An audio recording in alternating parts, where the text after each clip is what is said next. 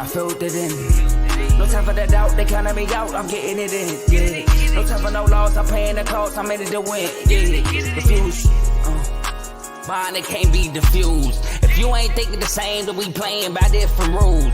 You can't see the vision, we living different views. Until we complete the mission, keep getting up, never snooze. I walked a mile in my shoes, had the mind of a fool, chasing diamonds and jewels. Trust me, I was confused. Started minding my business and used my mind as a tool. Ended up finding my purpose and found the time to get to it. They told me I couldn't do it, they told me I couldn't make it. They sold it, could never break it. That's sadly mistaken. I need a piece of the pie, I want it so bad I can taste it. They told me like told me, keep on running, toes they gon' take them. Refuse to lose, built to win, apply myself, I filled it in. No time for the doubt, they counted me out, I'm getting it in, yeah. No time for no loss, I pay for the cost, I'm winning to win, yeah. Refuse to lose, I'm built to win, apply myself, I filled it in. Welcome to Refuse to Lose Sports. My name is Joe Jordan and Tomo. Just in case you wanted to ask, I'm doing great right now. I'm having an awesome day. I had an awesome weekend. You know, a lot of sports happened. A lot of news broke out this past weekend. I'm excited. Every Monday, I'm like looking forward to the show. All right, so I'm excited that we're here. I get to see my brothers. How y'all doing? We got Tomo and Dave. How y'all doing today? Oh man, I'm doing good, man. No complaints over here, man. The process of elimination with point guards is slowly happening. So Wizards, you might have to pick up that phone, man. Yeah, you just might. I'm feeling good too. It was a good All-Star weekend. Feel like a certain someone might have ruined Black History Month, but hey, nothing we can really do about that. He did his thing out there. My boy Mac. I call him MacBook. But yeah, great weekend. I'm ready for today. Let's get it. Let's go. All right. So look, before we get started, make sure y'all like this video. Hit that like button. All right. I see how many people are watching. That should be the minimum of likes we should get when this thing is over. Hit that like button. Also, subscribe to the YouTube channel. Thanks everybody who subscribed so far, and those who will in the future. We are growing rapidly in a good pace. Right. So subscribe if you haven't. Also, share this video with somebody that you guys know, so they can come on and watch live with us. All right. It's going to be a great show. And use those comments. We can see the comments. Y'all will be putting up like that first comment we see by my man Cardo. All right. Big O from Cap Heights. Shout out to Big O, Cowboy fan, Bulls fan. So sorry to say that, right, for both teams. But anyways, use that comment section. All right. We're going to see the comments y'all will be putting out throughout the show. And Tomo, talk to them about those IG chats that we have. Man, Instagram chats, man, this was the greatest thing ever invented, you know, because it's a community here, man. Like, I'm telling y'all, these Instagram chats, let me name some of the chats that we have, man. We got NFL, NBA, college football, college basketball. We have boxing and MLB. And these, again, like Joe said, these are Instagram chats. These are all the chats where we go in and we talk trash. We get news updates. We get trade updates. We have live debates in the chat. Like, the stuff we talk about on here, we have it on the chat. And if you want to join any of those chats, make sure you hit us up in one of the social media platforms on the ticker below. You see how it's going across right there. You can also hit pause because y'all act like because things are live, you can't hit pause. You can still hit pause and catch up. But if you want to follow us, hit us up on Instagram and TikTok at Refuse to Lose Sports, on Twitter at R2L Sports, and Facebook, and most importantly, YouTube at Refuse to Lose Sports. Because, I mean, you could be watching us on Facebook, and you could be watching this on YouTube. Matter of fact, watch us on both. Mute one of them and just play it on both because we need the views. You know what I'm saying? Help us help you. And again, I want to talk about the one with everyone that comes on the show, the Refuse to Lose Sports chat. That's for everyone that actually comes on the show. But you have to participate in at least one of the chats that I named before in order for you to come on the show. If you want to see how important these chats are, you can go back to the shows last week where we had a few of the folks from the chats come on and debate with us, and also just not even debate, just share their knowledge. Everything don't have to be a debate. Sometimes you just gotta share knowledge. So if you want to feel like you can kick some knowledge, join one of the chats. Just hit us up, like I said, in the social media platforms, and we'll add you to either all of the chats or one of those specific chats, and have fun. Let's get it. And we got a potential showdown from one of those debates we had in the chat this Wednesday on IG. All right. We're still trying to book that up. All right. So stay tuned for that. All right, and the last but not least, enjoy the rest of the show. So look, we're gonna start off with the Commanders, man. Eric Bieniemy left Kansas City after winning the Super Bowl and joins the Washington Commanders. All right, it's been talks all weekend, all week really after the Super Bowl about this happening, and it happened. All right, so the question is basically, is this a good move for Eric Bieniemy?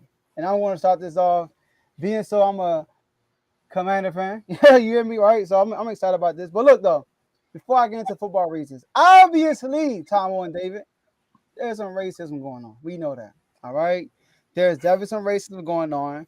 I mean, there's no way you could be an offensive coordinator for 5 years, have the number one offense in those 5 years, as far as points and yards, go to 5 straight AFC championships. The only two that you didn't win, you lost in overtime, go to 3 Super Bowls and win two, and you don't get a job. That's impossible. That's utterly impossible. We just saw a defensive coordinator play in the Super Bowl and looked terrible and got a job immediately. All right. So, I mean, I'm just saying. So, we know some racism going on. I get it. They got Patrick Mahomes, probably the most talented quarterback we've ever seen in our life, right? They got Andy Reid, probably the best play caller in modern day history. Probably, right? But I've seen coaches coach on an offense under a play caller and still got a job.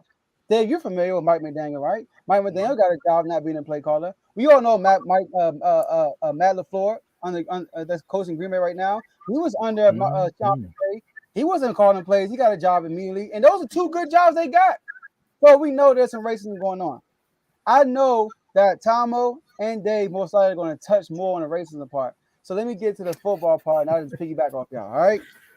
So look, I gotta get to the football part. It's my squad right here. So look, It's about to be good. so look, here's the thing. I like this move. All right. I like this move. A lot of people think this is a bad situation for Eric Bieniemy. People thought that he went to the wrong place. I think otherwise. All right. So look, obviously he's going to a team, all right, that has Sam Howell as a quarterback. Not because he won the job, because the job fell in his lap. Because the other two quarterbacks played bad. All right. So Sam Howell's your starting quarterback who only played one game last year. Granted, you played okay, but that's your starting quarterback. All right. You also coaching a team, right, that had one of the worst pass blocking in the NFL last year. One of the worst in the NFL last year, right? We all know to have a great offense, you need a great offensive line. He's also going to a team that was 20th in offense last year after leaving a team that was first. A team since Ron Rivera has been a coach has averaged 19.8 points per game, which is 27th, averaged 5 yards per play, which is 29th, and 39 QB total QBR, which is 30th, with 8 different QBs. All right. And you're entering a division with all 3 of them, except you, made it to the playoffs, and one of them was a Super Bowl runner-up. All right. So, but at the same time, David and Tomo, you have a defensive coach who gave you all the duties on the offense. All right. He said you are in control of the offense. We got the defense. And guess what, Eric Bieniemy? We were number 3 defense last year. So you ain't got to worry about that. We're going to lock that down. Eric Bieniemy also runs the situation. We got the best punter in the NFL, right? Special teams on lock. All right. So we got defense check, special teams check. And then you look at the weapons we got. We got Scary Terry. Oh, you know my God, Scary Terry. The Eagles know him very well, right? Scary Terry. We got Jahan Dawson, who was leading all rookies and TDs before he got hurt. We got Curtis Samuels, a dual threat, kind of a small Debo Samuels type player. You got Brian Robinson, who played great after his injury, and you got Antonio Gibson, who's a hybrid player. We have weapons. So if Eric Bieniemy is anything he says he is, this should be a playoff team. If he's anything who he said he is, all right. And if he's able to do that, there's no way he shouldn't get a head coaching job next year. I know people are gonna say, Joe, the ownership, he might not have a job. You know how new owners come, they clean house. I get it. He's betting on himself, and I like it because he knows the situation. He's betting on himself, and he's saying if we do good offensively this year, because they've been terrible since this guy Ron's been here, there's no way you can deny me getting a head coaching job. If it is, then it's clear as day some racism going on. All right, so I love the move. Tell me your thoughts. Let's go. I think you next, David. No. Yeah. We saving David for last. They really Okay, laugh. so Tombo, is it a They good really move? laugh. I'm gonna be quick though. I'm gonna be quick. Because brother, I had to put the glasses on right quick, brother. Because you said we gonna talk about it. We not gonna talk. I'm not gonna talk about the racism part of it. I'm gonna say that for my man. Even though we all can talk about the elephant in the room, because it's clear as day and it's big as day. Even Dumbo can hear what's going on in the NFL.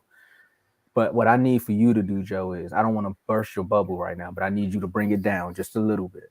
You at a 10 with your excitement. I need you to bring it down some because I don't want you on here week 6 and we have one of them moments again when you're having a heart to heart and you're talking about Ron Rivera. If you don't win this game, you're done, son. Okay. You know, I want you to bring it down. I like everything you said and I like all the stats that you threw out there because that's just a putrid offense if you are at that rate. You know what I mean? Let me take these off because some people are being blinded.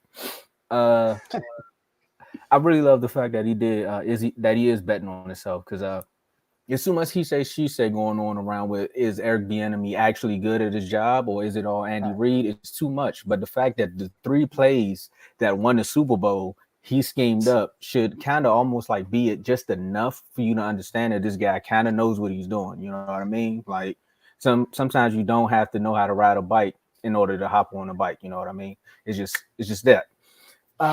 One thing I will say is you need a quarterback and an offensive line. Like you all get that, then this could happen. Like some people don't believe in Sam Howell. I mean, if you're a Cowboy fan, you believe in Sam Howell because look what he did to them. You know what I mean? Like he carved them up. He looked like a 4-year vet. He looked like Purdy out there on that last game. And again, with the weapons that you have, that's what it is. One thing I will say is, Dave, you take it away. I'll come back. All right. Before you go there, I know you gotta give us a history lesson, all right? Now look, I'm not saying we're gonna make the playoffs. I'm not over here making bold predictions. I'm telling you, if Eric Bieniemy is anything he say he is, this should be a playoff team. That's what I'm saying. All right. So I ain't throwing no predictions out right now, y'all. Though I'm excited because he's betting on himself with us. That's why I like it. But go ahead, Dave, talk to us. All right. So I'm actually gonna go football first, then I'm gonna talk about the racism side. So football first, I compare this move to the D'Amico Ryans hire. Although this is a little different because this is pretty much a lateral move. And I think it's a little weird that in order for him to be able to move on to get a chance, he had to make a lateral move. I mean, Joe, you named all the things he was able to make the AFC Championship game for 5 straight years. 5 straight. Number 1 offense in points and yards for 5 straight years. Andy Reid has come out multiple times and said that he calls plays. He may not call all the plays, but he calls plays. I mean, it's Andy Reid. Andy Reid's not going to give up total control. He has a great offensive mind, so we don't expect him to give up total control. But people forget that Doug Peterson also came from this system, and he became a head coach. And he's a Super Bowl winning head coach. He just went to the playoffs with Trevor Lawrence in Jacksonville, and that was their first time in the playoffs. So, and by the way, he's white. Oh, I didn't know. You know who else got a head coaching job without having any play calling duties? Talk to me. Joe Judge, special teams coordinator for the Patriots. He was the head coach in New York. Now, he didn't last long, but he got an opportunity. And for the people saying that maybe he's doing bad at interviews, think about this. If he was doing bad at interviews, how come he got an OC job that fast? I mean, if he was doing bad in interviews, I don't think Washington would have brought him over here. That's true. And gave him assistant coach. He made him assistant coach, so he's not doing bad in interviews. I just think people don't want to hire him because he's black. And that's plain and simple. We've had a total of 26 head coaches in the NFL since the NFL started. First head coach in the NFL, this is where the history lesson comes from. First head coach in the NFL was Fritz Pollard. That was in 1894. He was the head coach for the Akron Pros, Milwaukee Badgers, the Hamilton Pros, and the Providence Steamrollers. Providence. Shout out. Providence Steamrollers, yep. After that, these are the other head coaches that have been head coaches, not interim head coaches, but head coaches in the NFL. If it was the interim, it would be about 28, 29. So you got Art Shell for the Oakland Raiders, Dennis Green for the Vikings. Y'all know Y'all know who that guy is. We are who we thought they were. That's him. Mhm. Dennis Green. Ray Rhodes. He was the head coach for the Eagles and the Packers. Everybody know who Tony Dungy is. Super Herman Bowl. Edwards. People forget about Herman Edwards. He used to play for the Eagles, but he was a head coach for the New York Jets. Okay. Marvin Lewis, we know what he did in Cincinnati. Took him to the playoffs almost every single year, but he couldn't win a playoff game. Yeah. But he hasn't gotten a head coaching chance since then. Lovie Smith, we saw what happened to him in Houston not too long ago. He was the interim head coach for Houston. They got him out the way immediately, right after the game. Mm-hmm. Romeo Crennel, y'all know he was the head coach in Cleveland. And then the one we know who's been consistent in his job because the Rooney Rule was made in this place is Mike Tomlin. Mike Tomlin was the defensive coordinator for Minnesota Vikings, and he got hired, and he's been the head coach since then. Hasn't had a losing season since he's been a head coach. Most consistent head coach in NFL. Most consistent. More consistent than Bill Belichick. Probably winning season.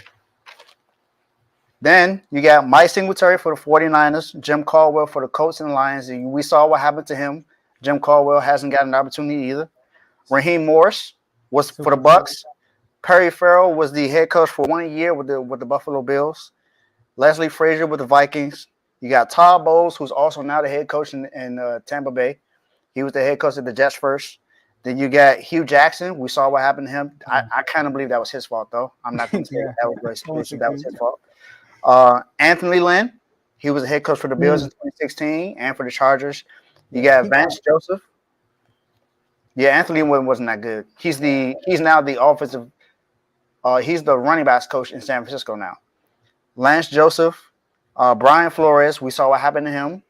He has a pending case right now against the NFL for racism against, prejudice against him and other black coaches in the NFL. Then you got David Culley with the Texans, who only was there for a year, got fired. For a year, yeah. Mm-hmm. Mike McDaniel, who just got hired by the Miami Dolphins, and he's biracial. Not saying that he's not black. I'm just saying he's biracial. Robert Saleh, biracial. And then the most recent one, DeMeco Ryans. Now, out of the 5 head coaches that got hired this year, only one was black, and that's DeMeco Ryans. And he got hired in Houston. His hometown.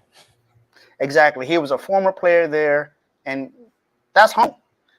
And this is the one time I can say that a black coach was actually pursued. They went after him. Steve Wilkes was a head coach as well, but he was also an interim head coach. He's an interim, yeah. Yeah, he was more so an interim head coach. I don't think he was ever really the head coach. I know he was the interim head coach for the Carolina Panthers, but before then, he was the interim head coach in Arizona. He wasn't necessarily the head coach. Yeah, I think he was the interim head coach for Kingsbury. Yeah, okay, but that's all the head coaches in the NFL. I had other ones to name. There was another guy named Terry Robisky. He was the interim head coach for the Washington Redskins when they were the Redskins at the time. They're the Commanders now. And then Emmett Thomas, he was the interim head coach for the Atlanta Falcons.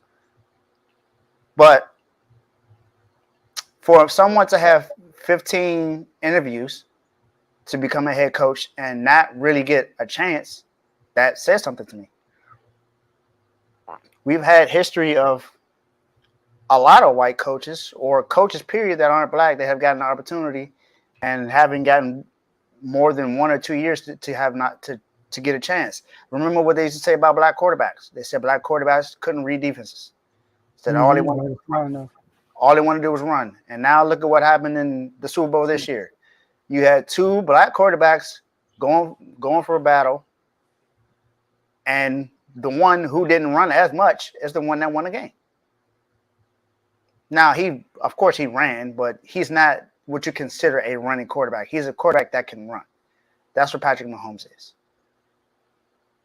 David Culley style. Yep. David Culley style. Well, that helps me out because he got hired for a year, and that was it. We really only get a chance for a year or 2, if that. DeMeco Ryans is the only one I know that has actually gotten a 6-year contract. And that's because of where he was. He was actually pursued. That's why I'm okay with him being there.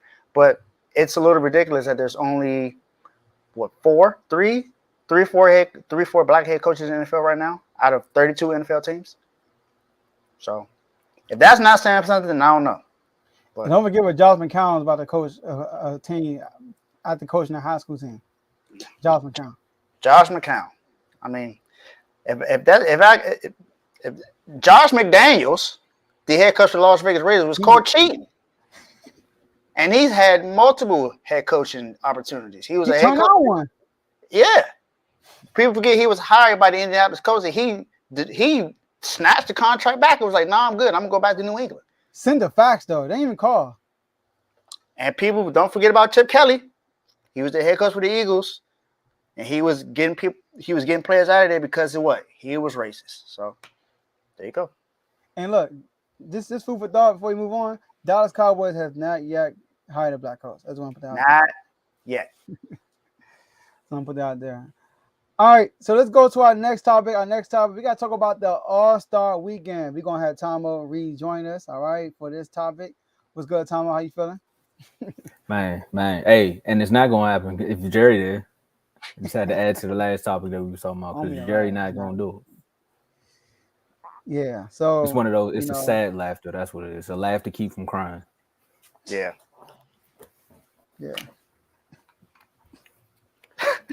We need to win this season, man. At least one. Come on, every enemy. Sounds like. All right, let's get it. So All-Star Weekend, man. Let's get our reactions to this. All right, a lot going on. We had new format with the G League joining and all that stuff. It was I thought it was good. So we're gonna get into our biggest feedback, reaction, whatever you want to say to this. All right. So let's kick it off with you, Dave. I think it's Tomo. Go with you, Tomo. Man, everything up until the All-Star game, man, had my attention, like usually let me hone in on the All-Star game itself for a moment, because it seemed like everyone gave up after both Giannis and LeBron both said, you know what, I'm not about to risk the injuries that we have. So Giannis got his first 2 points. He sat down. And then LeBron, right before halftime, he was like, I think LeBron got hurt. And he said, I'm not coming back out there after the halftime. Like, it seemed like Team LeBron just went, all right, we're going to coast now that he's not here. Because technically, once he started playing, it looked like he actually wanted to win MVP. Like, it seemed like he wanted to win it. And then once he got hurt, his whole team was just like, it is what it is. We all know that last quarter, when they have to go up to the total amount of points, that's when it gets the most competitive. But it seems like out of the last 3 years, this game itself just seemed like no one really wanted to be that competitive outside of like maybe 2 or 3 players. Then you had the Tatum versus Brown moment where that kind of got competitive. But it just seems like these players don't want to take this game as serious as the fans want it. Like, for me, even myself, I was in another chat with my homies, and we were talking about it, and he was like, man, they ain't not playing no defense. And it was like, I mean, it is the All-Star game. You don't want them coming out playing lockdown defense in the first 3 minutes of the game. Like, give us the highlights. But then on the flip side, you see all of these players that don't want to be a part of the dunk contest, that don't want to participate in, like, the skills challenge, or don't want to participate in the three-point contest, and they do all of this stuff in this game. It shows, it's like you teasing us at this point. So my thing is, if I ask you in the interview before the game that do you want to be a part of the dunk contest, and I hear a player say no, if I'm the commissioner, I'm like, all right, so that person can't dunk for the entirety of the All-Star game. Like, I gotta strip some privileges away at this point, because you seen what he did out there. He basically showed us that he could have won. It would have been a competition between him and Matt, but he said, I'm never gonna do it. I think at one point they asked Ant Edwards on the sideline. He said, nah, I'm not doing it. Like, they're just flat out saying no now. Like, what do you mean? This is a rite of passage at the end of the day. This All-Star Weekend is supposed to be a rite of passage, and that's one gripe I'll take away from LeBron, because he gave all these kids the right to say they don't want to do it. Because before then, everyone who could dunk was a part of a dunk contest, and we can name them all, but we don't have time to do that. But you all know. And they show it every year before the All-Star game. They show every dunk contest on NBA TV, and you see all of these, and you're just like, wow. 3-point contest wise, like that's a competitive thing, but Julius Randle shouldn't have been there. We talked about that on Friday. Like, it was a running joke. Like, if you put $2 down, you probably would have came off if he won, but he shouldn't have been there. Like, that's just a joke. So my overall reaction, they got to do better, but stuff like the Rising Star Challenge, the Celebrity Game, and a little bit of the skill challenge, and again with the 3-point contest, that all kept us there. But we know what the All-Star weekend consists of. It's supposed to be that dunk contest and then that actual game itself. Players, I mean, the fans vote you in here. So obviously something's wrong here. The fans need to start voting for these guys who's not going to participate in the challenges. Because if I want to see Ja dunk the way he dunked in the game, I'll just watch a Memphis game on Thursday night. Like, if that's what you're going to give me. If you're not going to give me the outside extracurricular activities when it's time to do it, then I'll just watch on Thursday night. We don't need an All-Star break. Just let them go on a weekend vacation and come back. If that's the case. Because there's no way in the world G Leaguers should be winning the dunk contest. That right there shows you. And I said it on Friday when we did the show. I said the G Leaguers got way more to prove. And what happened? They came out there all weekend and showed it. Then you got guys like Alvarado. Guys who have stuff in the league with something to prove, they took this weekend what the weekend meant for the superstars. But it was the lower tier players that took it more serious than the superstars. Something has to happen where we revert to the superstars taking it more serious. And I don't know when it's going to happen, but maybe what I threw out there needs to happen. Like, you don't want to participate in the 3-point contest? Okay, you got to do layups in the All-Star game. And if you don't like it, then you're just not an All-Star. It is what it is. Like, help me help you at the end of the day. Yeah, hey. Yep, I agree 100%. I definitely think something needs to happen with this All-Star weekend. And I'll say this in defense of LeBron. LeBron never said that he wouldn't do it. Well, I guess it's not defense. This makes it bad because he said that he would do it, but he never did do it. He did. He said he would do it, but he never did. So, LeBron, I tried to defend you, but I thought about it. Sorry, I can't defend you on that one. You should have did that. I defended you last night, but you won't see that just yet. Some people ducking the smoke to come on the chat, but come on the show. But that's another thing. But I mentioned this before the show. I definitely think that I'm putting all the players that were in the dunk contest other than Matt McClung in the doghouse because you allowed him to take over Black History Month. Like, come on, man. You messed up. You messed up, guys. First of all, I think it was crazy that Shaedon Sharpe, who I thought had the opportunity to win it, actually pulled out of the dunk contest. I was like, okay, well, he not in it. So who was in it? Once I saw Mac was in, I was like, okay, well, that's who's going to win it.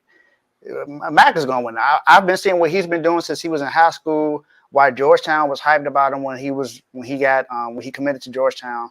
I seen what was going to happen. I was like, all right, well, that's the clear winner. And what happened? 4 dunks, clear all 4. Didn't have to do a second attempt, not a third attempt, not a fourth. He just went out there and just did his thing. It's what he's done for. It was his moment. You put him in his environment for his moment. He took over. Now, 3-point contest was interesting, but Julius Randle didn't belong there. You're right. Tyler Hero, I'm disappointed in you. I'd expected you to do a little bit more, but you weren't the worst. So I'm good with you. My guy was the worst. Go ahead and say it. Yeah, I'm sorry. Because ain't nobody about to be talking bad about no Turks in the chat. What you call him? The red herring? Red velvet. Red velvet? What'd you say in the chat? That's some old cake? That was some old cake. Red herring. That's an investment term. Well, that's a bad investment.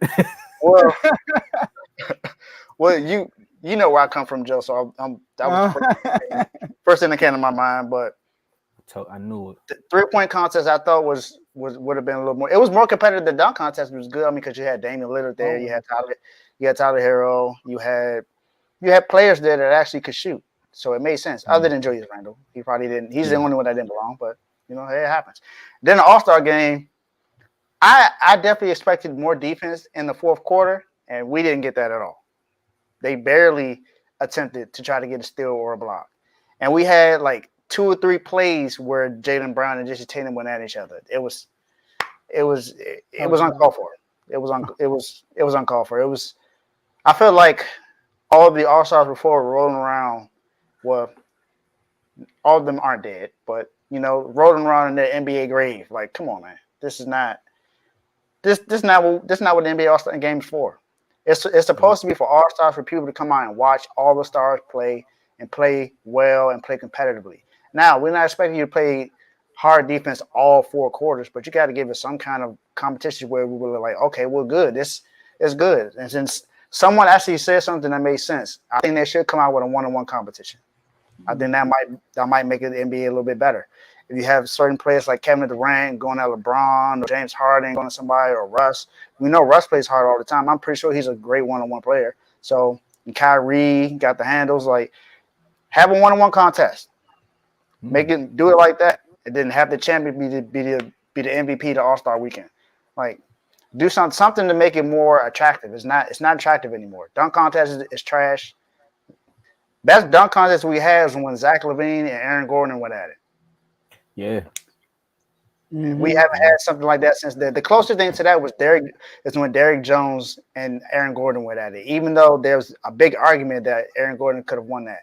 Now, I'm biased. I'm glad that Derrick Jones Jr. won because he played for Miami. But if I'm being honest, Aaron Jones should have won that. And he has a legit reason not to come back because he felt like he got slighted. So that's a legit reason not to compete anymore. Yeah, he did.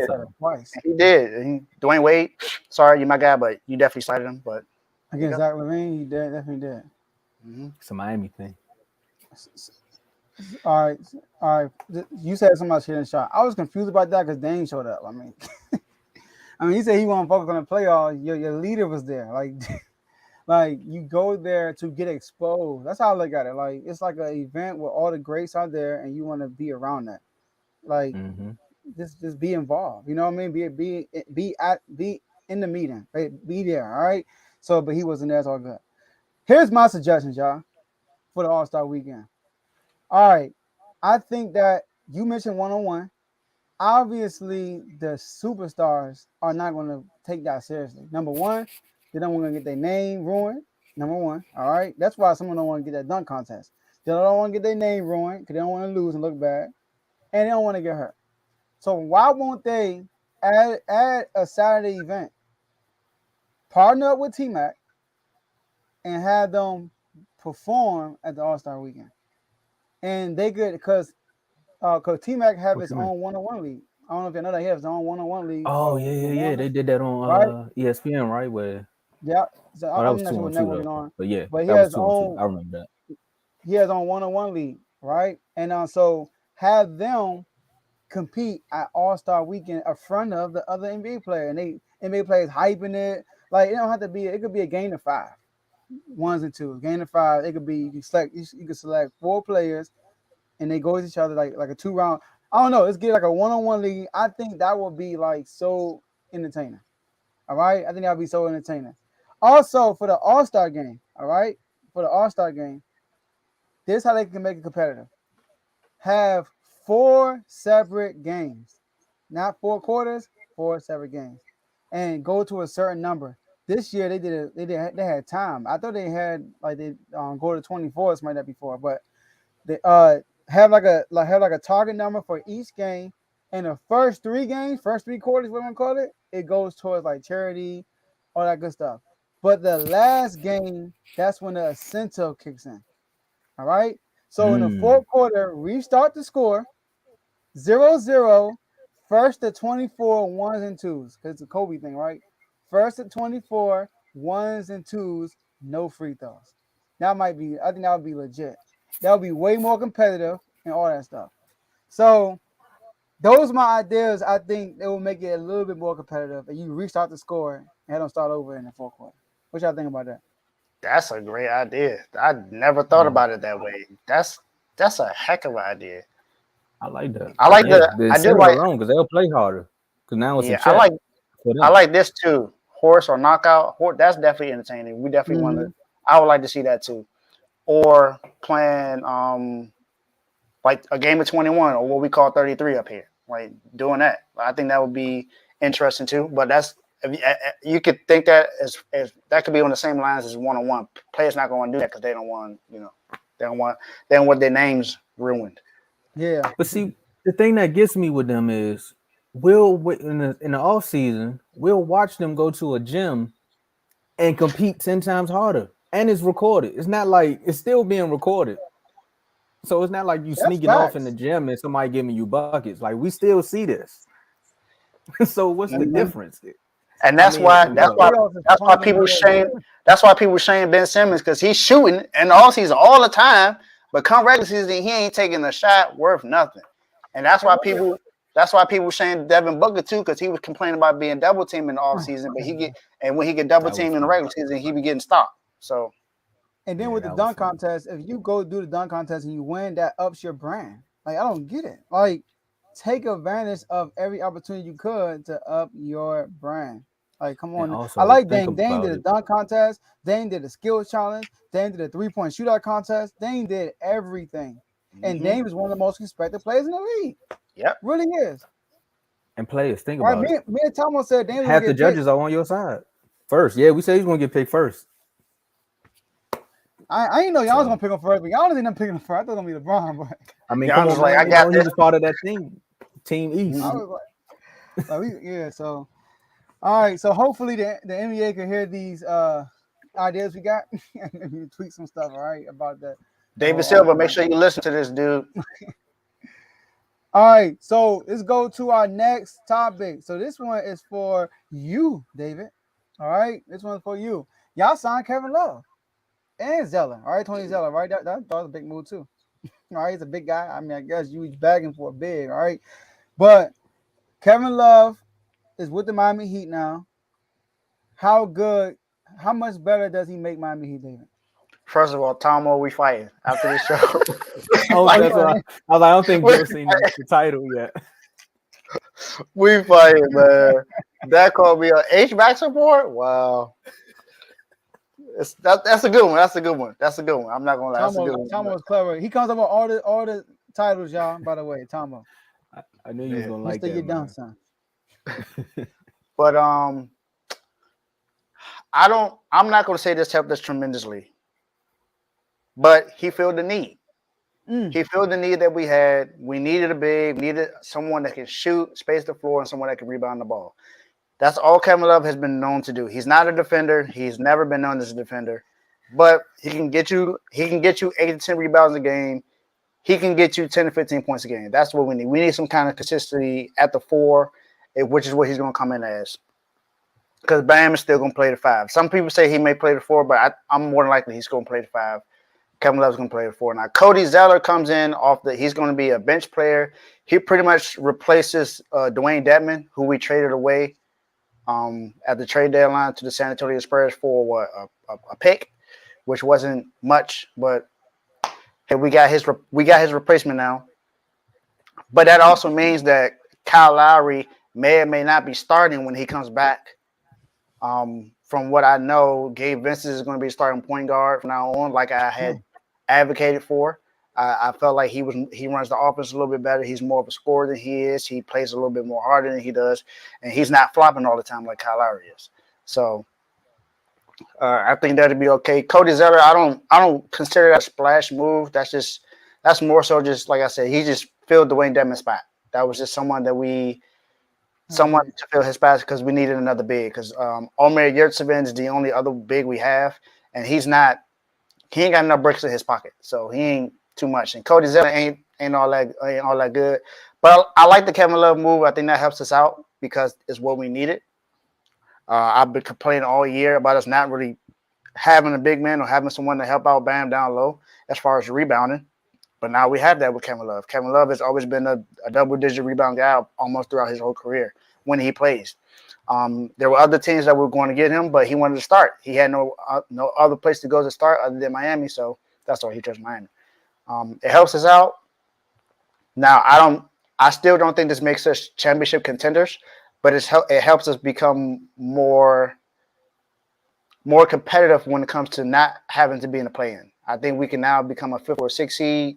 We're a 7th seed right now, so we can move up 2 spots, 1 or 2 spots, and be good. Mm-hmm. See, I think it's a good move. I think it's a big move for y'all, for real. I think he filled in like a big need I had. All right. So first of all, since LeBron left Cleveland, Kevin Love has been averaging like 24, 25 minutes, 14 and 8. All right. Shooting like 38% from three. So this is why I think he's good for y'all. First of all, y'all 7th seed right now.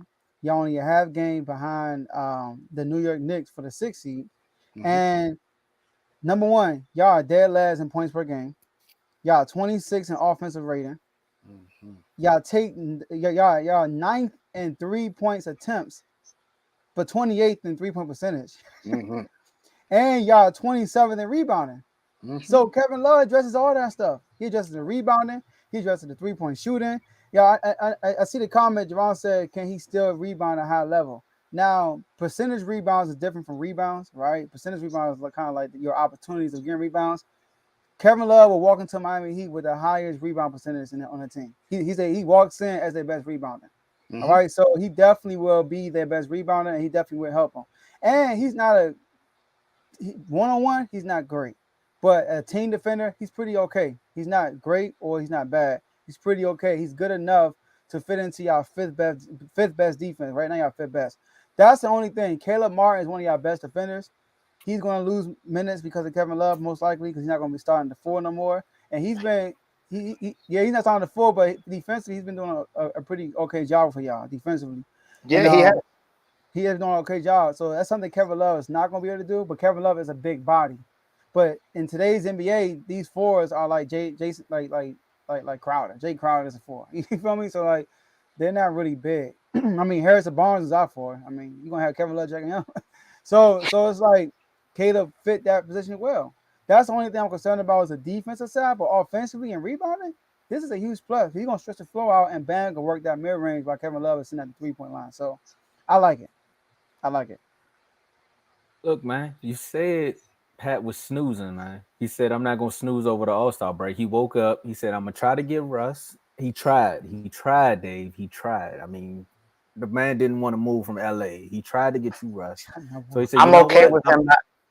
I'm okay with him not getting Russ. I'm okay with that. So he said, you know what? I'm gonna do Dave one solid. I'm gonna go get a forward. And who better than Kevin Love? I mean, buyout market wise, it's not like you. I mean, you could have traded for someone better, like you had John Collins. You know, there's other forwards out there. I'm not gonna dig the grave a little bit deeper, but Kevin Love adds that offensive and what Joe said too, that defensive presence. Because at the end of the day, he's not a solid solo defender, but that team defense. Like, think about that finals appearance when he was checking Steph, you know, with the one where LeBron finally won in Cleveland. He had to check Steph for at least like a good 30 seconds. Like, that's all you need sometimes, somebody to check somebody for 30 seconds and put a hand up and make them miss. That's all y'all need. And also rebounding. You might just get symbols of a little bit of that flashback love when he was in Minnesota. You might get double love now. See what I did there? Y'all can Miami. Y'all can take that double love. There you go. You get double love with your man Bam, and also a little bit of Jimmy Butler, mixed in with a little bit of don't fight me, Dave. Mixed in with a little bit of Kyle Lowry and his passes. That's it. Just some of his passes.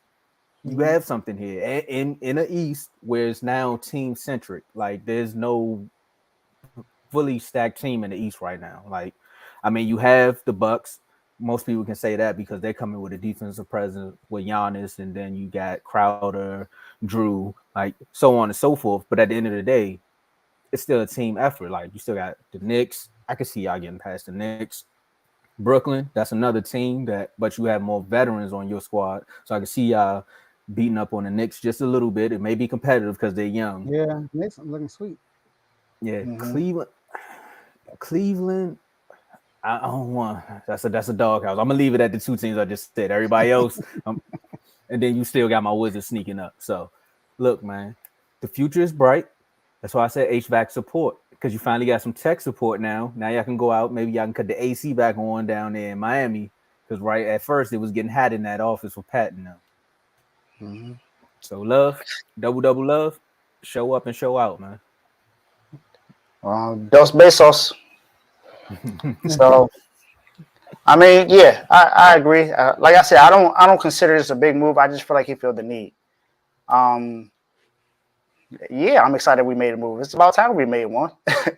It's about time we made one. We didn't make nothing. Did nothing at the trade deadline, and you know it helped out. And now Caleb Martin goes back to his original position as a shooting guard, small forward, helping out on that part. And I think that's another reason why we signed Cody Zeller, because it helps Martin still be able to play good defense at his rightful position. And if we need him to come in as a small ball lineup and play the forward, he can do that because he's shown that he was able to do that this year. But I'm just glad he's not starting anymore at the forward, because that's not going to help out. Like I said, Kevin Love is going to help with rebounding and spacing. That's pretty much what I've been fighting for. It's not necessarily defense, because, like Joe said, we're top 5 defense in the league right now. So defense has never been an issue. It's just that. Mm-hmm.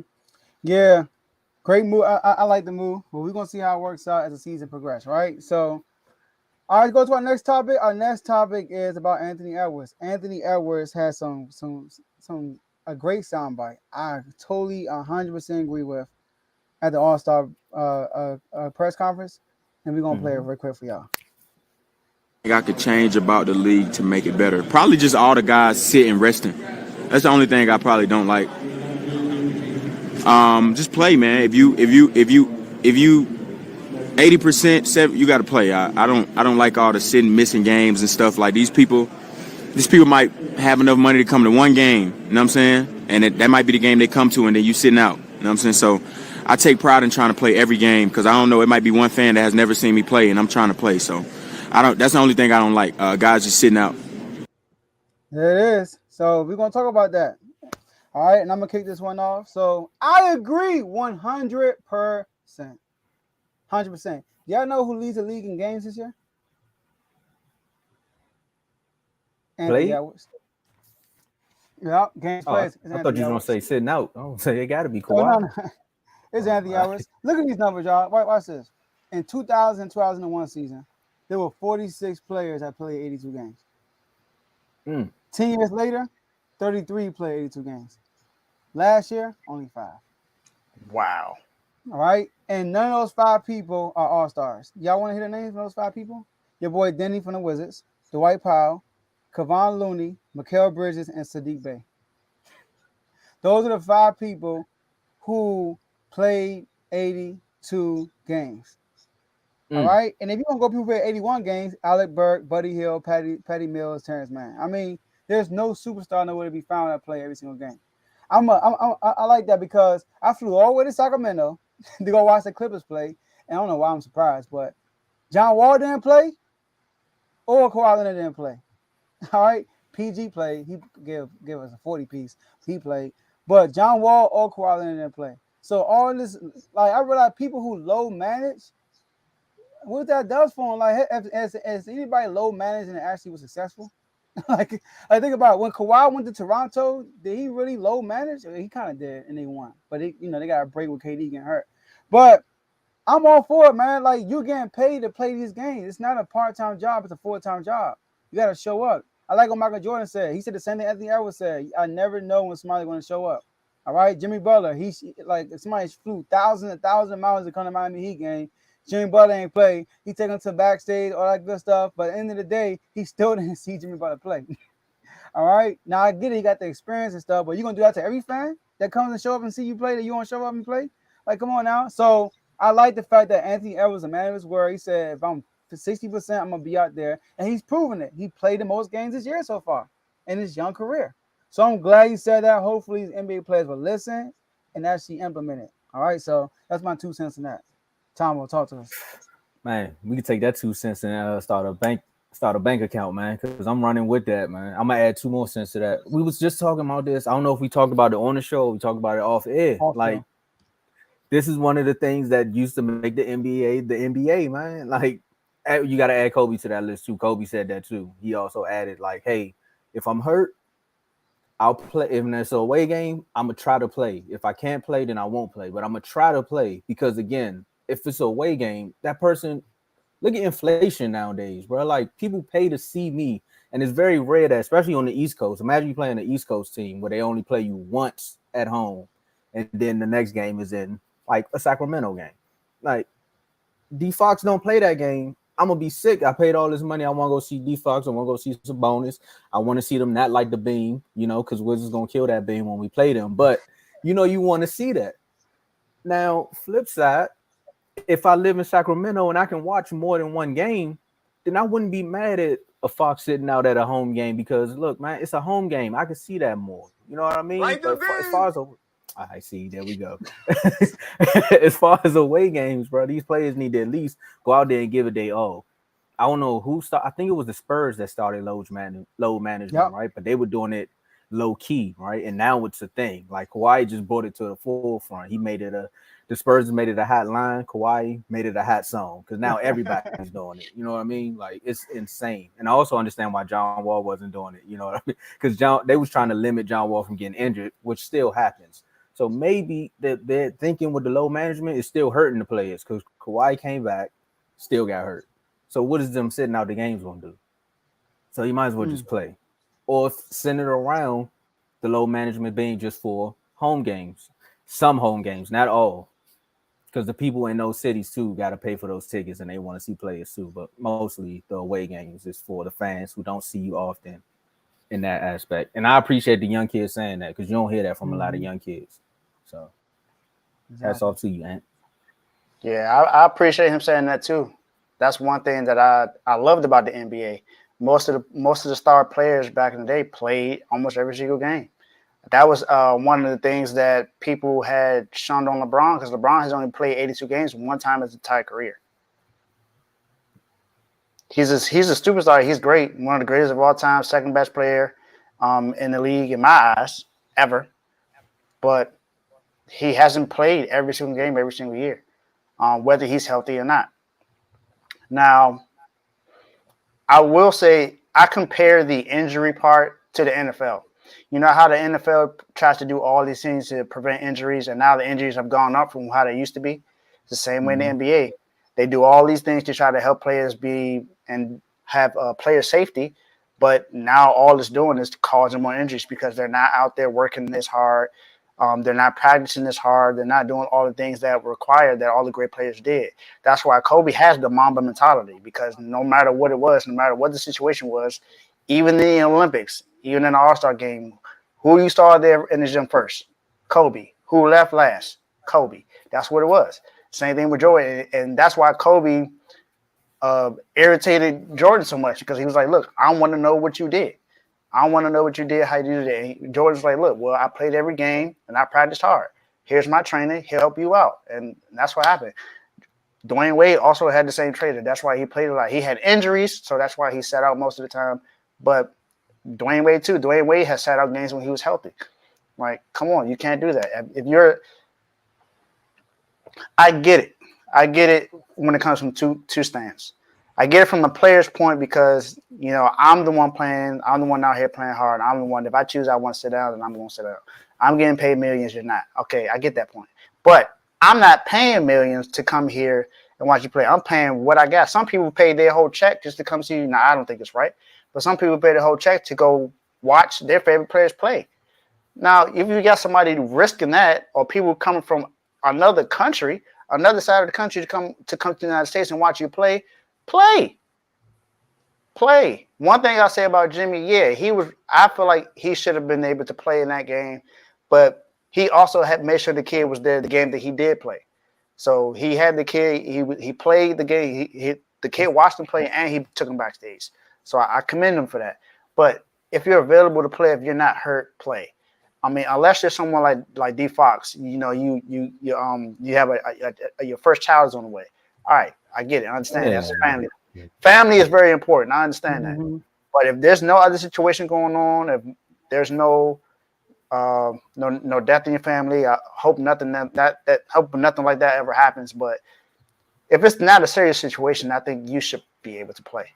If it's not going to cause you a serious injury where it hurts your career or hurts you for the rest of the season or causes your team to miss the playoffs, I think you should be able to play. If you have no other reason other than a serious injury or a serious personal matter, then you should be playing. Thanks. I agree 100%. I agree. All right.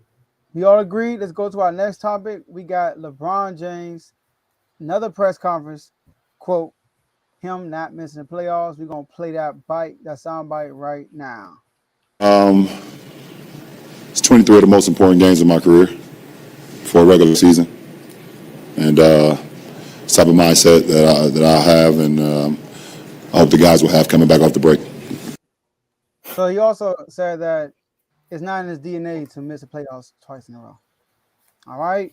So the reporter asked him basically, like how important are these last 23 games? Basically, he said, "Hey, we gotta get to the playoffs." All right. So, Tomo, you kick us off on this one. Will the Lakers make the playoffs? This guy gotta be a politician, man. He gotta be. LeBron knows how. Matter of fact, I see why he was a Cowboy fan coming up. This guy is the Jerry Jones as far as like controlling the media and keeping his name in the media. LeBron James is the Jerry Jones of the NBA. He will But say anything. And look where we at now, bro. Now, The next 23 games. Is AD gonna stay healthy for the next 23 games, LeBron? Are you gonna be able to play the next 23 games, LeBron? Like, come on, man. We see what you we understand. Like, this is the right thing to say, but sometimes you just gotta be like, look, man. As a matter of fact, I need to go back and hit a whole interview because I gotta hit a question. Because sometimes somebody asks him like, LeBron, what you think about yesterday? And you like 23 games left in the season, and this is the most important thing because I'm not gonna miss the playoffs again. LeBron, do you see what's in the West? Do you see what's in the West? Like, can they make the playoffs? Possibly. Will they make the play-in? playoffs? Matter of fact, My will they bad. make the play-in? I'm sorry, that was my word. I'm glad you said that. The play-in, possibly. But do I see it happening? No, I don't. I really don't. And Lakers fans, y'all can kill me right now. It's okay. And if they do make the play-in, then hey, I'll be the first to say I'm wrong. But 23 games left, and I think with their schedule they got set up now, and the way their health is set up with that team, I don't see it. And I also see them losing 2 games in a row, and LeBron coming out and saying something else like this in the press conference. You guys take it away. Yeah, I'm looking at the standings. They're 2 games back out of the play-in. Ahead of them is Portland, Utah, and OKC. Now, and they are 3 games back. Now, I'll say 4 games back from being the 6th seed. Top 6 seeds are Denver, Memphis, Sacramento, the Clippers, Phoenix, and Dallas. I don't think they're jumping ahead of any of those 6 teams. So that's not happening. Now, I think they do have a chance to get into the play-in tournament. But it's not looking good. So they have 23 games left. They have games against the Mavericks, the Warriors. They play the Warriors this Thursday, then they play the Grizzlies on Tuesday after they play the Mavericks on Sunday. Then they got 15 games in March, playing the Thunder, Timberwolves, Warriors again, Grizzlies, Raptors, Knicks, Pelicans, Rockets. They can win that.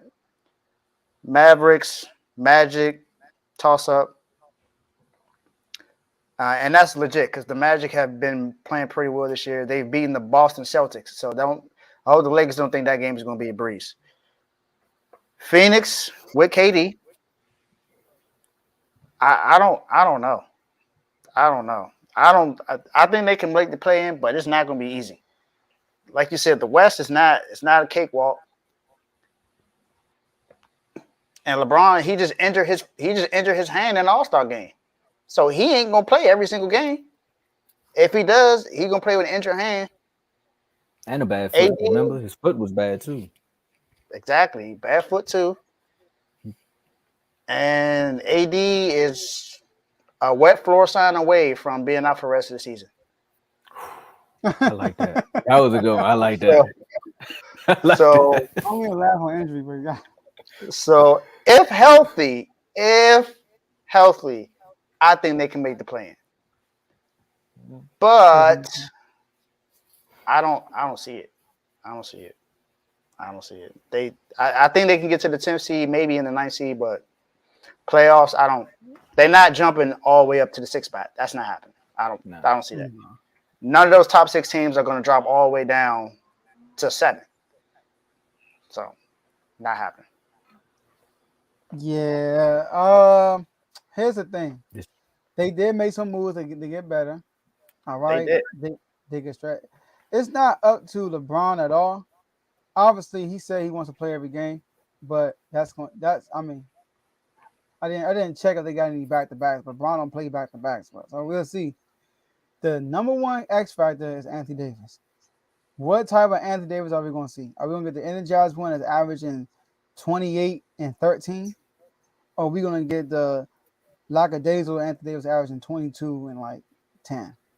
You see what I'm saying? We don't need that. If they get him like 30 and 13 for the rest of the season, yeah, they could possibly make the play in. But they also there are 3 games in the loss column behind everybody that's in the play in. But they also behind the Blazers and Utah at least 2 games. All right.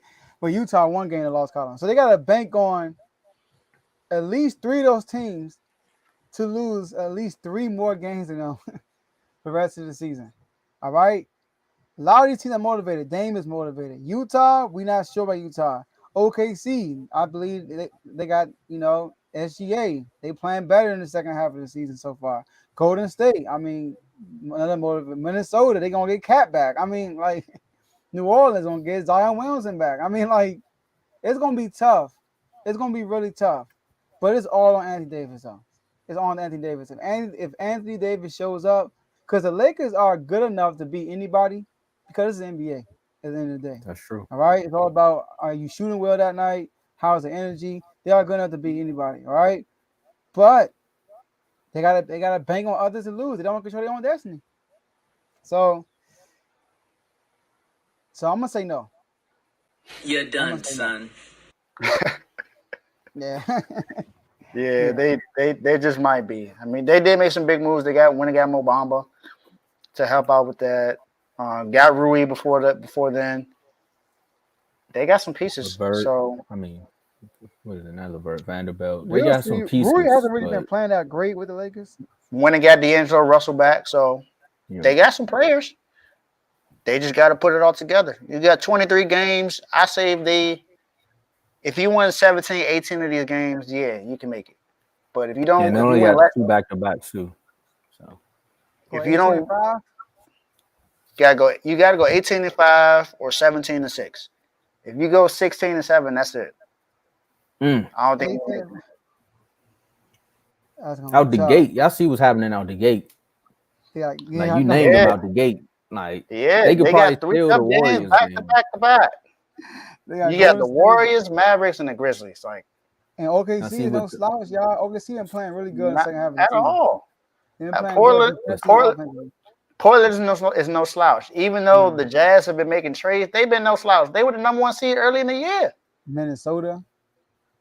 I'm gonna give them some leeway on these first 3 games though, because Kyrie may sit out. I don't know if I don't know. He might. They need all their reps, bro. Why would he sit out? I mean, he just play All-Star game. I mean, you come on. We just talked about it. You never know. Him and Luka need reps for the playoffs. They need reps. They need to play all these games right here.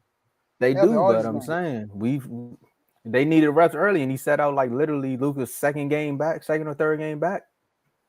Now here's the thing: they got to play Phoenix twice. Dang. The final stretch is probably easier than the beginning stretch. They got to play the Bulls twice, the Rockets, But every team on here is legit good except for Houston. Orlando was not an easy game. I'm telling y'all, they got size, bro. They are not an easy game. You feel me? So yeah. I wouldn't say I have faith in OKC. I'm just saying they played better. I got faith in Portland. Yeah. Game, Well, look, I'm gonna tell you like the announcer said last night. Tonight this would be the good year to be on a team that lights the beam. To be a fan of them because the Lakers is getting ugly. Light the beam. I like I said, I think the Lakers can make the 10th a nice seed, but they gotta win. They gotta go 18-5, 16, 17-6. Anything other than that is not happening. I don't think so. It's gonna be entertaining. We will see. Speaking of the Lakers, there's a Laker that went downstairs to the Clippers. Russell Westbrook signed with the Los Angeles Clippers today. All right, so Dave, you starting this one off with us. All right, new barber in the shop. I like that. All right, new barber in the shop. Westbrook, talk to me, David. Like, should Clippers fans trust Russell Westbrook being a Clipper?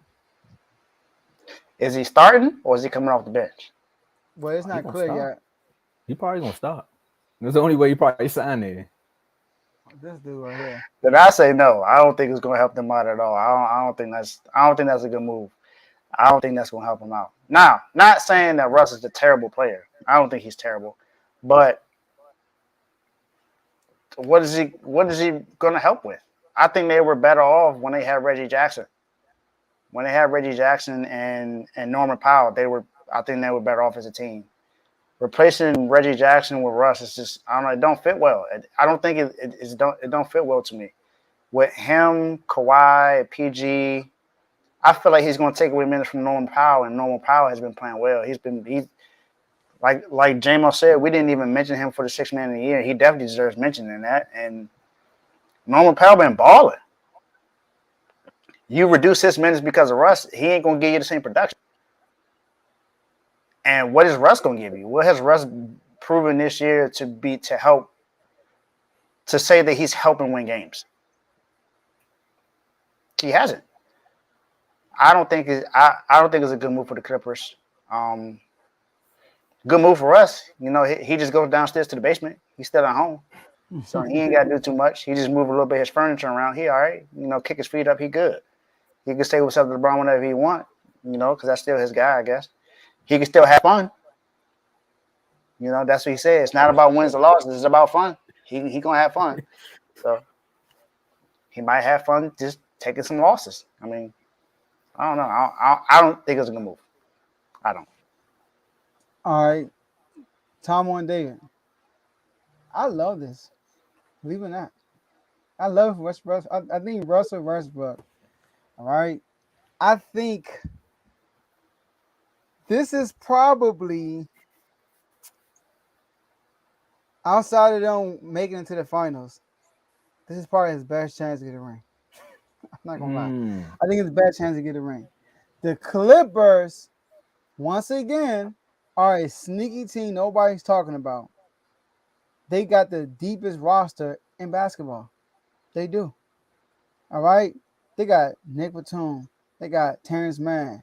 They got Eric Gordon. They got Bone Hollins, Russell Westbrook. They still got, I think, they still got John Wall? I think they John Wall bought him gone. out, right? Okay. He got traded to Houston. But they got what's the big name? I can't think his name right now. Zubac, they got Mason Plumlee. Zubac, but they just brought in Plumlee. They just brought in Plumlee, another big. So they got Robert Covington, you know, Luke Kennard. Come on, like they got players, and most of their players, they got the Morris twin. Most of their players are shooting like over 38%, 37-38% from three. So Westbrook is not going to ask to do what it like. People try to compare it to the AD and LeBron. AD and LeBron is not a good fit for us. Kawhi and PG are better fits. Guess what? LeBron is way more ball dominant than Kawhi and Paul George. Also, Kawhi and Paul George can both shoot. They both can shoot the three. So you add Westbrook. There you go. Westbrook still can facilitate. Westbrook breathes high energy, and guess what? He also going to help with that. Rebounding. Westbrook is a high rebounding machine. So I think Westbrook will help him. And they also made it clear with him. A report came out. They made it clear with him on his role with the team. I don't know what that role is, but they made that clear before he came over to the Clippers. So I think this is probably the best opportunity he has to win the championship outside of that time they lost to Miami in the finals. Man, sometimes, man, every time you try to leave. Sorry, Carl. Oh, yeah, every time you try to leave, Rusky finding his way back, man. Paul George. You asked for John Wall. You know what I mean? You got him. You found out that he was still getting injured here and there. Then you asked for Russ. I like what he said at the All-Star game when they asked him. He's like, if you ask about a player who deserves a ring, he said, outside of myself, it's definitely Russ. And I kind of agree with that because, like we said, again, with the PTO discussion, like some players just give it they all every time they out there, no matter the situation. And Russell is definitely one of them people. Like, no matter what the media has to say about him, like Russell Westbrook is going to give you his all. And coming off the bench, he had some moments with the Lakers where it was like, look, Russ is still Russ. He's just not a starter for the Lakers because the chemistry wasn't there. I think the chemistry is there with him and PG. And this may be a good thing for Kawhi Leonard because now he could go back and take that. He could take that same seat he had with the Raptors. Where if you look at Kawhi when he was with the Raptors, he kind of took. He's the leader, but he also was like the third role as far as like leadership. He's just like, I come out here, I get my points, and then we go home. He gonna do the same thing with the Clippers. He's like, look, now I don't have to stand there and like dap people up and do all the little stuff, like that. Now Russ got somebody he can talk to in the locker room. Everybody got somebody they can look up to. And all I gotta do is come out here and hoop. So I kind of agree with what you said there, Joe, as far as the Clippers being a sneaky win, as far as the with a ring. That kind of almost threw me off. I was like, why are you talking about Dame? But I don't see them winning it. I see what you're saying as far as they could possibly do it, but I don't see them doing it. I like the coaching with Ty Lue. Hopefully he doesn't bump heads with Ty Lue, because if he bumps heads with Ty Lue, then Russ at this point, you gotta be done, son. All right. He's one of the most friendliest coaches in the league. Like, everybody speaks highly of him at this point. And he was coaching LeBron and Kyrie. So imagine stuff he had to go through in Cleveland. So Russ, come there, do your part, ball out, double. I don't know if you're gonna do triple doubles, but he could be another double Russ. And Russ, Blaze trust. I don't trust him right now. I want to see how it works out, but I like the move. Yeah, and real quick, Ty Lue, like you said, Ty Lue is a dog. All right, Ty Lue ain't no sucker. So I trust Ty Lue over Darvin Ham. I trust Ty Lue over Frank Vogel, and I dang sure trust him over Scott Brooks. Yes. Scott Brooks is a yes man to Westbrook. See, all right, he's a yes man. Can't. Hold on. He's a yes man, but Russ also he respects him a lot. Like that run with the Wizards, that's what I meant to say. The Clippers want to be the Wizards so bad. Huh? Do you know why Westbrook respects Scott Brooks? Because he's I agree with you. Westbrook. That's why I said I agree with you. He called Westbrook the second best point guard in NBA history. He tripping. All right, he tripping when he said that. And he said that when he was a Wizard too. I was like, come on, man. That's when he said it, when they signed him. That was crazy. So Ty Lue ain't having it. If Russell Westbrook come in here and do all them shenanigans that we heard in the reports in LA, not saying it's true, but we did hear reports in LA. If he do all that stuff over there, Ty Lue gonna be like, hey, yo, Russ. You're done, son. All right, so that's what he gonna do. All right, so like you said, Tomo, like you said. Yeah, I agree. Play the doghouse. No. If he ever happen to Ty Lue, he gone. Ain't no doghouse. Yeah, he ain't get no opportunity to get in the doghouse. He gone. Darvin Ham put him in the doghouse. That's what he did. He did though. And then Jeannie told him, "You done, son." I want Russ to win 6 man a year. You know, I trust him. You know, I'm gonna be there for him. Yeah. All right. That's what happens when you got three personalities in the team. I mean, Ty Lue is a person that can handle it. So, like I said, I could see them being good, but like I said, I just don't see him winning it all. Listen. If y'all want to know more about Ty Lue, if y'all ever watch Drink Champs, shout out to Drink Champs, right? Watch the Lil Wayne episode, and Lil Wayne told a story about Ty Lue. You're gonna see how tough Ty Lue is after that. Hear that story, man. He go hard. All right, he ain't no sucker. Oh, he is no Shump and all them had stories about it, so I believe it. He boxing all that. Like, look, people forget when he told LeBron to shut up on the sideline. He was like, "Shut up, I got this. I'm the coach. You shut up, go sit down. Let me coach. I got it." Ty Lue is not rocking, and he's probably one of the best coaches in the league. He got the deepest roster. Man, the Clippers are scary if they healthy. I'm just saying.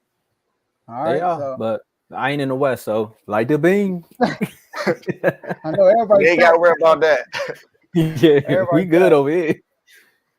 All right, so let's wrap this up, y'all. So look, like this video if you haven't. Subscribe to the YouTube channel if you haven't. Appreciate you guys for using that comment section. Y'all been lit in the comments all show, throughout the whole show. We appreciate that.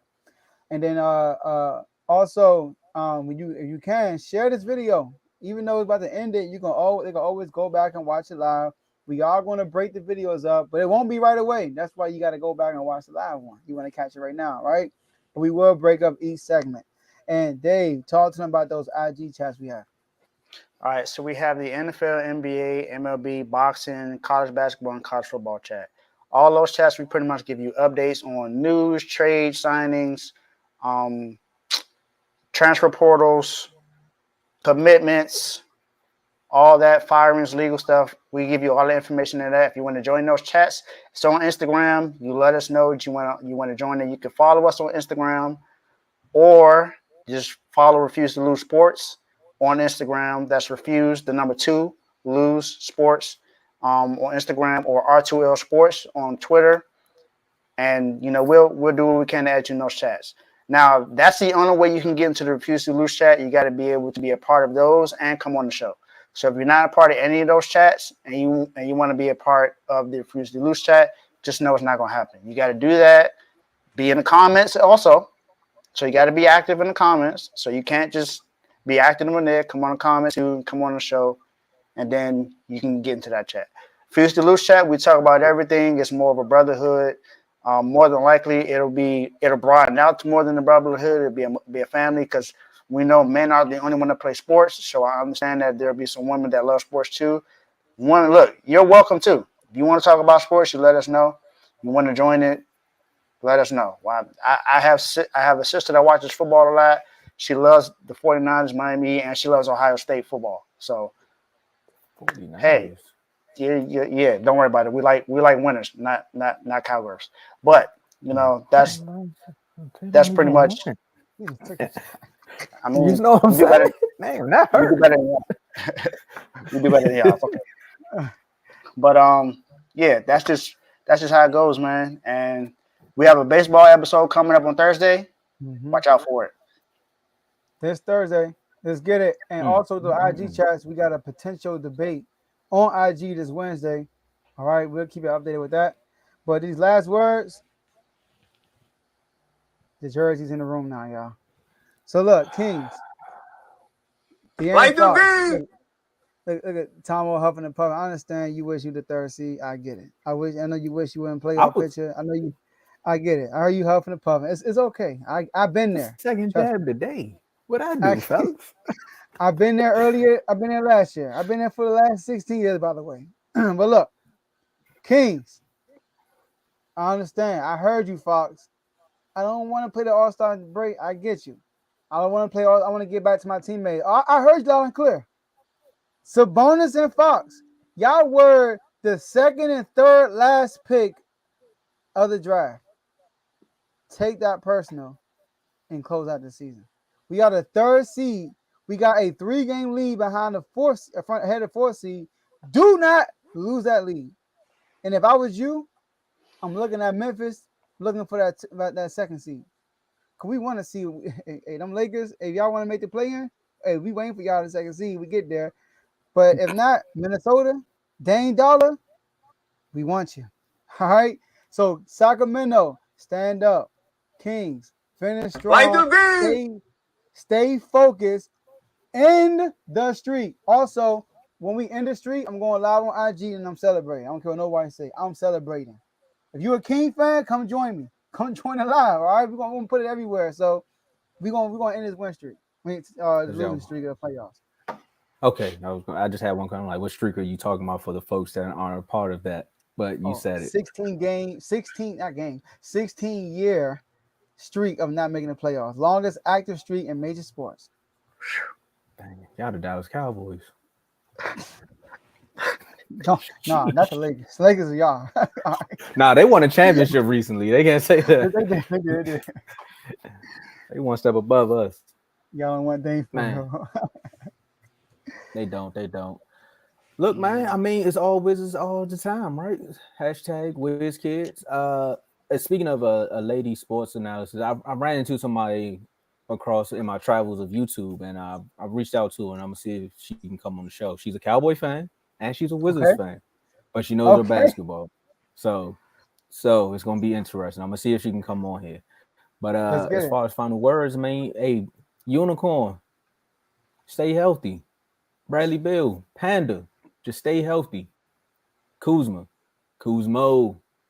just stay healthy, man. And we in this thing. We in here. We gonna get back to the playoffs.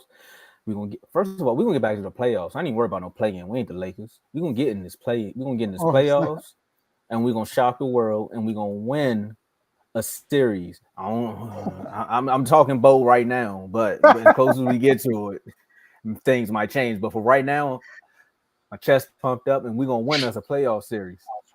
We're not gonna sign John Wall. For all the Wizards people in the comments, we're not gonna get him. It's okay. I'm not saying we're stuck with Monty Morris. I'm not saying that's a bad thing, but it's looking like the nucleus and chemistry that we have now, they just want to keep that intact. Wes has something up his sleeve, hopefully. If the Wizards don't make the playoffs, hey, Wes, you're done, son. So, okay. That's all I got from him. Play Pat Riley. Pat Riley. Uh-oh. I appreciate you for waking up. You woke up just in time. You know, you feel the need. You feel the need that we did. So thank you. You finally did that. Still wish you would have woke up and traded away Kyle Lowry, but hey, it's all good. It's all good.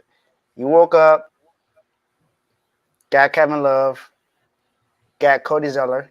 Not a big move, but got Cody Zeller. It's all right. Let's see what happens. This is going to help out with our rebound and our spacing, like I said. It's what I've been begging for all year. We need that. But I also said that we need for that can play defense. Kevin Love is not known for that, but he's okay. He's not the worst. He's okay. So let's see how it goes. We're top 5 in defense right now. Let's go, Miami. I'm ready for baseball season to start. Like I said, Thursday is going to be our second episode. I got Teddy and Trent coming on, and Carl even said that he might come on. So who knows what's going to happen? We're going to talk about some awards. I'm ready for Thursday, even though tomorrow's Tuesday. I'm ready. Duke. Boo. What can I really say?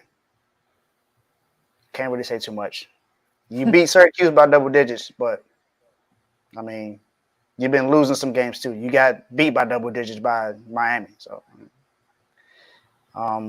but I root for University of Miami football team, so I'm good with that. So, let's go. Let's get it. And we'll see y'all next episode. Peace.